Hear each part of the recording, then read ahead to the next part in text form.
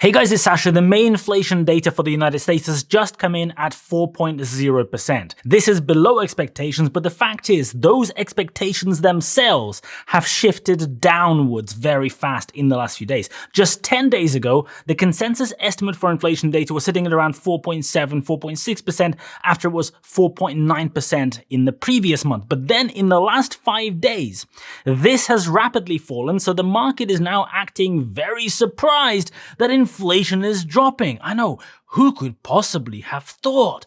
The good news about inflation is that all the actually important components are doing better than expected. Food that was sitting at over 10% not that long ago is now down to 6.7%, which is really good. It's still going up before all the people write those comments, but it's going up more slowly. The food inflation fell from 7.7% in the previous month. That's a whole percentage point in just 1 month. Food at home, which is the really important bit here, is down at 5.8% from 7.1% in the previous month. That's a 1.3% drop. This is extremely good for the economy that it might be looking to bounce back in the second half this year. Now, energy is at minus 12%. I am sure once the media looks at all this in a bit more detail, they'll say, this is so surprising, nobody could possibly have seen this coming. But energy still has a long way to go from here, because you can see that the big drops are in commodity prices. So gasoline and fuel oil are down a lot, but this hasn't yet translated into electricity and piped gas prices, because the energy companies are busy screwing their customers over and not passing on the huge drops in prices. Now, there is one problem in this inflation data, because tomorrow the FOMC committee is going to announce their rate decision. And on the surface, you would think that there is no way that they can possibly increase rates. Inflation is collapsing down to 4%. Their interest rate is at 5.25%. What possible reason can they use to keep increasing rates like they've been threatening for the last few weeks in speeches? It was patently obvious that the last two increases were unnecessary. I said as much every single time, but this time around, you would think that even those muppets would really struggle to find any justification for another rate hike. Well, the core inflation figure comes in at 5.3%. And last month, it was at 5.5%. So I am guessing that Jerome Powell and the other idiots on that committee will say that inflation is sticky, because you see, core inflation is not moving down all that much, not moving down fast enough, because energy and food are not important to you. See, nobody cares about them. The people struggling to pay their bills, food and energy are not important. Those things are not as important as new cars or as watches. The things that are critical in people being able to live their lives are not important factors. It's all about core inflation. You can strip them right out, and because core inflation is so sticky, they have to increase rates, or maybe hold rates with a view to increasing them next month. You heard it here first, inflation is going to be sticky. The problem is that this argument holds no water. If you look at the Table 1 supplement, you can see that the core part of inflation makes up 79.6% of the total US inflation, and shelter makes up 34.6% of the total. So shelter makes up 43% of core inflation. And you can see that shelter is sitting at 8%. So let's do some maths. 43% of core inflation is at 8%. The average is 5.3%. So that means that the remaining 57% of core inflation average out at 3.3%. Shelter is the only thing holding inflation up. And shelter is a lagging indicator, not because it's a bad metric, not because people can't measure it properly, but because of how it actually works. Let's say you live in a house and you don't move for 5 years. During those 5 years, the price of houses goes up 10% per year. Then after 5 years, you suddenly decide that you have to move for work for some other reason. 73% of the shelter figure is people buying houses, not renting houses. So for 5 years, your mortgage payments remain the same. They don't change even though house prices continue slowly going up. But then you move and boom, in one fell swoop, if you buy the same sort of property, the cost will be 61% higher. So your payments will go up by that 60-odd%. So with shelter, even if house prices and rents increase, it doesn't mean that people immediately start paying more. It takes time for that increase to naturally feed through to impact people's actual monthly payments. Those who rent have to wait until their fixed term expires or whenever the next annual increase review comes in or whatever. And remember that landlords might not even pass all of the real costs that they're experiencing in one go, because they don't want to have an empty property sitting there. So it can take a long time for the changes in prices of houses and changes in rents to translate into what people are actually paying.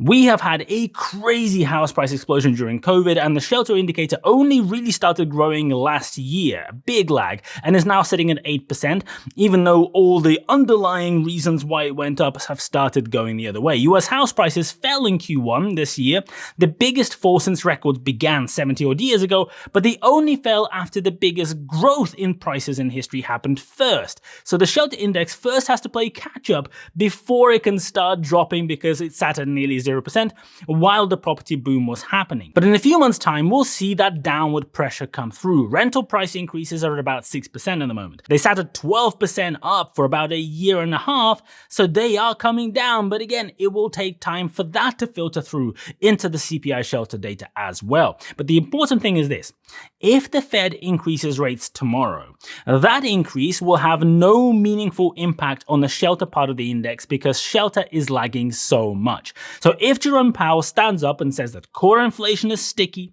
and the Fed is worried about it, you know right there and then that he is completely full of shit.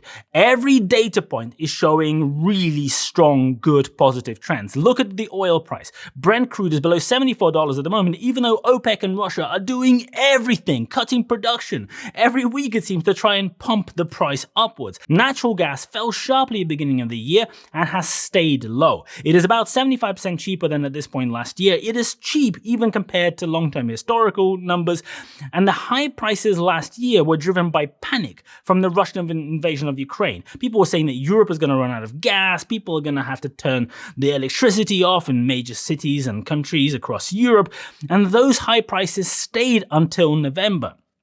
And remember that the commodity prices in the CPI lag the real world commodity prices, because you can see that gas and oil have fallen by a lot more than what you're seeing in the CPI data. And the consumer prices have a big lag on those delayed commodity prices because of the greedy energy companies. So energy is going to continue being a big negative factor as all of this flows through for the rest of this year and going into next year. And energy is crucial because it's not only the direct component that you can see in the CPI, but it also has a big silent indirect weight that goes into the price of everything else. I just took a quick look at the media, and sure enough, the idiots are out there spouting the obvious bullshit. CNBC says, excluding volatile food and energy prices, the picture wasn't as optimistic. So-called core inflation rose 0.4% on the month and was still up 5.3% from a year ago, indicating that while price pressures have eased somewhat, consumers are still under fire. Bloomberg said, that said, a key gauge of prices closely watched by the Fed continued to rise at a concerning pace. The core CPI rose 0.4% for a third straight month, in line with estimates. So yeah, Jerome Powell is obviously going to use this line tomorrow because it's been fed to the press, because it's the obvious thing. Whether the Fed pauses or not, the good news is that in the US, the wage inflation spiral did not take off. And this is now really helping inflation cool down a heck of a lot faster. In the UK, the situation is the opposite. It's pretty bad. Here, wages are beginning to spiral because the Bank of England and the UK government have no idea what it is that they are doing. UK wages have increased by 7.2%. They are now increasing above the level of core inflation in the UK in data that was published this morning. This is the fastest increase in 20 years. At the same time, US data shows that wages are only going up 4.3%, which is really good because it doesn't encourage inflation exploding. It is moderate. It is now becoming increasingly likely that tomorrow the Fed will pause rate hikes and Jerome Powell will come out and say something like, we are still very concerned about core inflation because it is sticky, and we will increase rates in July if necessary, so let's keep an eye on that inflation. Then we will have one more inflation read before the next meeting. Food is going to fall more, energy is going to fall more, transportation will fall more, shelter will still be sitting at around 8% because of that lag effect, and the Fed will probably just repeat the same line and say that They are watching what happens with inflation, except watching what happens with inflation will be the wrong move. It will be another example of the Fed having no idea what they're doing, because you can see where the numbers are going. It's not rocket science. It's a bit like playing tennis and watching your opponent hit the ball. And then you have to decide what to do. Any normal person with more than one brain cell will look at the initial trajectory of the ball, they'll look at the way that the racket was facing when the ball was hit, they'll look at what's happening, they'll try to see where the ball is moving, and they will move to where the ball is going so that when the ball lands, you can hit it right back. But the way that Jerome Powell and the rest of the Fed clowns play tennis is this. They see that the opponent hit the ball. They're standing on the right side of the court. They can see that the ball is moving to the left side of the court. But even though they can see that, they'll still make 2 more steps to the right, because that is where you were moving before that ball was hit. So of course logic says that you should just keep moving in the same direction for continuity regardless of what the data is telling you. Then you get to the situation that you are in right now. You have already moved in the wrong direction twice, but now instead of moving left, instead of reducing rates, you will stand still and watch what happens to the ball, because it would be completely premature. It would be impossible to conjure. It would be so dumb to start moving to the left side of the court before the ball actually lands there. That is not the way that the Fed does things. That's not the proper way. The Fed will stand there like an imbecile holding their private parts, watching the ball fly to the opposite side of the court, wait for it to land, and then go, oopsie, we need to run after the ball, and start sprinting trying to chase the ball that is moving away from them. They'll trip up all over themselves, break a leg, look like a total ass clown, lose the point, and it's not surprising because they did exactly the same thing the previous time when inflation was going up. As it stands, inflation is rapidly reducing and the market is bouncing back. Luckily for the Fed, their rate hikes have somehow not destroyed jobs. The US economy has proven incredibly resilient, which is great. The economy is strong despite the best efforts of the Fed to fuck with it. Because here is the number that you really need to know. If you exclude shelter from the CPI, the rest of the index put together has an average of 1.9%. Below the 2% target. So shelter by itself is pulling inflation up from 1.9% to 4.0%, just like I've been saying for about 6 months now. And the high components in inflation like food and transportation are falling really fast, which is great. So that average, excluding shelter, is on the way down from the 1.9% figure. And shelter is a lagging indicator which will eventually come through as well, but there is nothing that you can do in the short term to affect it. Increasing rates or holding them will not affect that shelter figure. The fact that the Fed cannot do this basic maths is astounding. This is not the random opinion of a random guy on YouTube. These are cold, hard facts. But hey, let's not get facts stand in the way of political fuckaroundery. The Fed should be reducing rates right now. Because when they don't, and leave them at 5.25%, maybe even, God forbid, increase them until September, they will be way too late to act again.